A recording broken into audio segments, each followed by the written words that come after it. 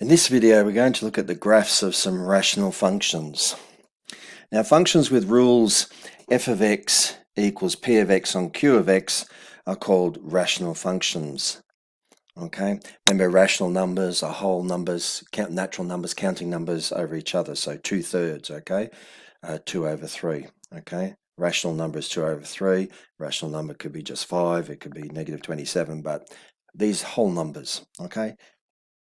All right, now sometimes we use addition of ordinates to sketch the graphs of these types of functions, and ordinates just means the y values. Okay, so we're looking at the y values. All right, and just to give you an example, we add those y values, so that's the addition of ordinates.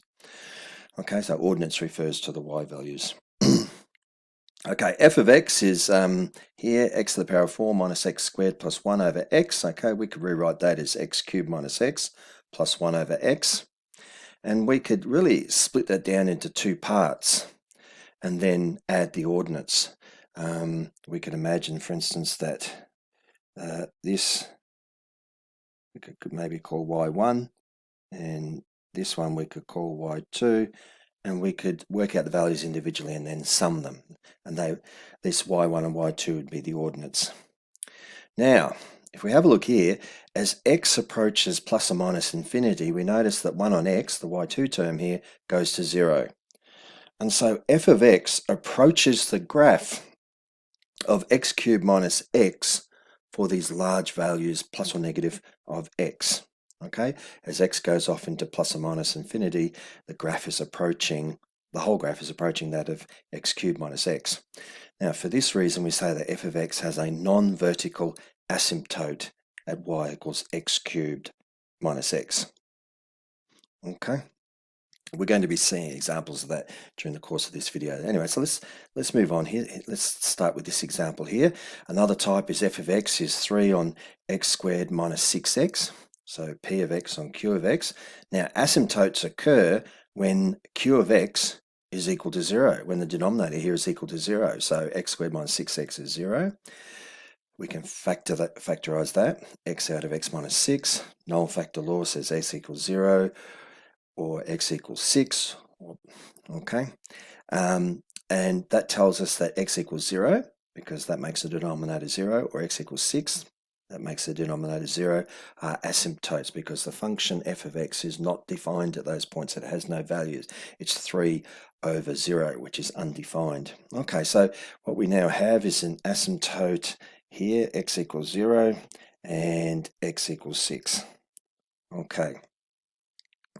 And that sort of splits the graph up, gives you a hand in splitting the graph up into 3 portions. All right.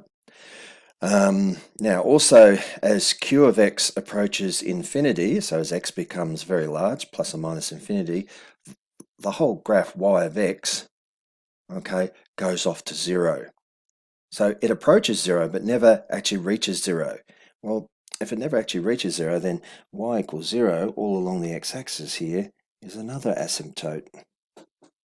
All right, and so y equals 0 is a horizontal asymptote. All right, so y never approaches that value. Okay, now let's just have a look. We've got 3 over x squared minus 6x. Well, why don't we just pick the point to get a feel for the graph then? We just pick the point. The thing about asymptotes, I should say, is that things approach arbitrarily close to that. Okay, as we get arbitrarily close to x equals 0, for instance, x equals 0, okay, 0 minus 6 is minus 6 times 0. We can't have that. As it gets close to 0, we expect this branch to go off to infinity, okay, to positive infinity, because the x squared term will dominate. And even as we get arbitrarily close to 6, that's getting very close to making this 0 here. So 6 times 0 here, getting very close to 0 here. We expect this to go off to infinity as well, okay, positive infinity. To get some sense of where the graph is behaving in this middle branch, let's pick halfway between 0 and 6. Let's pick 3.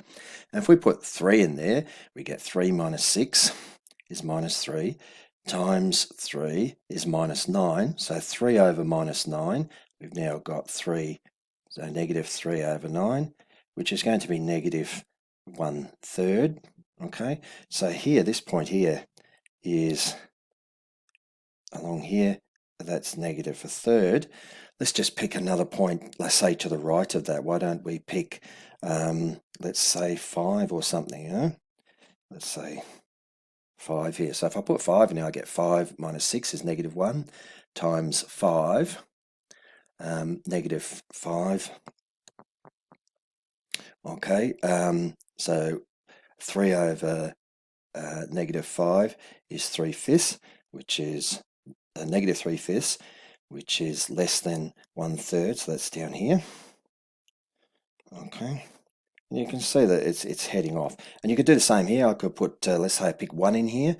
1 minus 6 is minus 5 times 1 is minus 5. 3 over minus 5, well, we've already discovered that's similar value here. You can see there's a bit of symmetry operating. So you could work out that that branch is that one there. Okay. And it's this kind of reasoning that we need. I mean, it's obviously great to have a computer algebra system to do all this for us. It's a plotting package of some sort, but we don't necessarily need that. We can work things out for ourselves. All right, so let's have a look. Example 1 here. Sketch y equals x to the power of 5 plus 2 over x squared. Now we could rewrite this as y equals x cubed plus 2 on x squared. Now, we have a vertical asymptote at x equals 0 because as x goes to 0, this becomes undefined. Okay, so this function arbitrarily approaches close to x equals 0, but does not include that. The function is not defined at x equals 0. So you've got an asymptote there. Okay. Also, as x approaches plus or minus infinity, okay, we notice that 2 on x approaches 0. And so the graph of y equals f of x approaches the graph of y equals x cubed. Okay. So as x tends towards plus or minus infinity, 2 over that goes to 0. So we approach more and more the graph of y equals x cubed. So our non-vertical asymptote will be y equals x cubed. Okay, so there we go. We've got a vertical asymptote, x equals 0, and we have a non-vertical asymptote in the sense that the graph approaches y equals x cubed for very large values, very large positive and negative values of x. Okay, so let's draw x equals 0. y1 is x cubed, and y2 is 2 on x squared. Okay, here we go. Okay, so here is the dotted line here is y equals x cubed, sketched very roughly. Okay, here is 2 on x squared, the right-hand branch, positive branch, and here's the negative branch, the left-hand branch. Okay, so we have those. And what this is telling us is that when we plot the whole thing, okay, when we plot the whole thing, there's actually going to be 2 branches, all right? We're going to have, okay, the bit in here and the bit down here, okay? So when we plot that, we get everything lies between these asymptotes, okay? And you remember too, there was another asymptote. We had x equals 0 as a vertical asymptote. So we know that the graph will get in here arbitrarily close to x equals 0. It will go off to infinity here, but it won't actually reach x equals 0 because that's an asymptote. For larger values, the graph increasingly y equals x cubed is acting as our non-vertical asymptote. And also we can see that if we plot y2 in here, it gives us a guide as to where our function lies. I mean, we can make up a table of values and plot it that way, but just be aware this graph has 2 branches. Okay, let's keep going. Let's sketch another one. Let's sketch y equals fx is 3 over x squared minus 6x. Okay, now, as before, we know in this case, we know that if we factorize the denominator there, we know that there's going to be asymptotes, vertical asymptotes at x equals 0, x equals 6. And we know that as x goes to plus or minus infinity, this thing gets arbitrarily close to the x-axis, to y equals 0, but never actually approaches it. So we've got the same asymptotes we had in the earlier one, But another way to plot this could have been to simply plot the reciprocal of this. Let's just plot this one. Let's just plot this quadratic. We're familiar with quadratics, so it's really just x squared minus 6x and then multiplied everything, all multiplied by 1/3. Okay, so we could plot that. Okay, x equals 0 is one intercept, x equals 6 is another intercept. Okay, axis of symmetry then must be in the middle where the 3 is. Okay, at x equals 3 we've got 9 minus 18. Okay, is minus 9 on 3 is minus 3. So here we go. That's occurring at minus 3. Now the trick is, and then we know that this goes off to the right, this goes off to the left. Okay, the trick is now, all we need to do now is take the reciprocal. What's the reciprocal of minus 3? Well, the reciprocal is negative a third. See? Negative a third, simply by taking the reciprocal. Okay, now as the graph of y1, that's x squared minus 6x on 3, okay, as that's flipped upside down, any values approaching close to x equals 0 and x equals 6 are going to go asymptotic. Okay, they're going to head off to infinity as we get close to that, because 0 over something, the reciprocal is undefined. 0 over some number is 0, but 1 over 0, the reciprocal, whatever the number is over 0, is undefined. And so these branches here must go off to negative infinity, these positive infinity, okay, and we're able to work out our graph that way, simply by using a trick of starting and taking a reciprocal, and then flipping it afterwards. All right. You can see here, like for instance, as we get arbitrarily close down here, these get smaller and smaller and smaller. And when we take the reciprocal, they're going to be huge. Like, 0.01 is a small number, but take the reciprocal of it and you've got 100. Okay, 0.01 is 1 over 100. Take the reciprocal of that and you've got 100. So all of a sudden, very small numbers get very large. And so we shoot off this way to infinity. Okay. Here, as we're coming down here, the y value here is getting very, very close to 0. Reciprocal again, it becomes very large. Okay. And similarly, large values here, for instance, if this value over here is 6, then when we take reciprocal, it's 1 over 6. So again, it gets very small. So we know this way goes off to 0. It goes off and approaches 0, but never reaches 0. All right, next bit, let's go on to another one. Okay, now, let's say we start off with a graph and we'd like to work out the equation. We know where the asymptotes are, but we'd like to work out an equation for us. So let's find the equation, the graph below. We've got asymptotes x equals 3 and y equals minus 1. So that implies that x minus 3 and y plus 1. Okay. This is a reciprocal graph. The bit here suggests it's a reciprocal. It's like they've been tipped upside down, as we've seen earlier. So why don't we just say that y plus 1 is equal to b over x minus 3. Okay, well, let's just take the plus 1 here on the other side. So we get y equals b over x minus 3 minus 1. B is some sort of dilation factor. So let's just choose a point. Let's just choose, we know that the graph passes through minus 3, 0. Okay, we've guessed the form of it. Okay, we've guessed the form. It's looking like some sort of reciprocal graph because we can see this. You know how 1 on x looks. Okay, 1 on x has those two branches there, one positive, one negative. Okay, so we have a guess. Okay, we start asymptotes x equals 3, y equals minus 1. Put them all together, we have a factor x minus 3, a factor y plus 1. Let's set up something related by some constant b. So y plus 1 is b over, okay?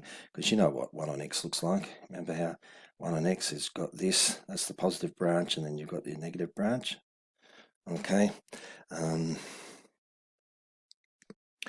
All right, now, so that's what we're doing, having a guess, it's somehow transform, maybe flipped and then move to the right. Okay, so x minus 3 would certainly move it 3 units to the right, and y minus 1 would drop it down by a bit, okay? The minus 1 on the end here on the right, drop it down a bit. Okay, so B is some dilation factor. So choose point xy minus 3, 0. We know the graph crosses there. Okay, so where the y is, we put 0. Where the x is, we put minus 3. Okay, minus 1, so we get b over minus 6 is minus 1 is equal to 0. We know the graph equals 0 there because we've got the coordinates there. So solving that, b over negative 6 is 1. That implies that b is minus 6. So what we have, therefore, is that y is minus 6 on x minus 3 minus 1. Okay. To write it as a rational function, let's get a common denominator. So minus 6 on x minus 3 minus x minus 3 on x minus 3. And when we do that, we get minus 6 in the numerator, minus 6 minus x plus 3 is minus x minus 3 over x minus 3. And we can pull out the minus signs here, and we end up with 3 plus x on 3 minus x. Okay, so which gives us our rational formula, that p of x on q of x that we started with. Okay, not that we can't leave it in that form there, but anyway. All right, now find the equation, the graph below. Let's have a look at this one. Ooh, okay, so we've got again 2 branches. It's looking a bit like 1 on x, and we also seem to have asymptotes at x equals 0 because it's not touching the y-axis at all. So there's one asymptote. And we also seem to have another non-vertical asymptote at y equals x plus 2. Okay, there seems to be a line in here where, despite my poor hand-drawn sketch, I mean to show that this is asymptotic this way and asymptotic that way. All right, so we've got a combination of 1 on x and x plus 2, okay, with some dilation. Note that 1 on x has branches in the first and third quadrants. So why don't we just try something like y equals b on x, because it looks like 1 on x. Remember that? I showed you 1 on x before. And then there's this asymptote x plus 2. Okay, we know that as x becomes very large, positive or negative, okay, this bit goes to 0 and we approach the graph of x plus 2, which is why we're saying x plus 2 is an asymptote. Okay, so let's try a point that we know about. I mean, for instance, we know about the point we're given, the point x is 2, y is 6. Okay, so where x is, we put 2, where y is, we put 6. We solve for that, so subtract 4 from both sides, and we're left with 2 equals b on 2, which implies that b is 4, so therefore y is 4 on x plus 2. Look, this is an exercise just in reasoning and playing around with graphs, searching for asymptotes, be they vertical, horizontal, or non-vertical ones, and then building a relation from that. I mean, there's other approaches you can use as well. You might take the reciprocal of a graph and plot it and then flip it upside down to find the original. I mean, there's any number of things you could do here. Okay.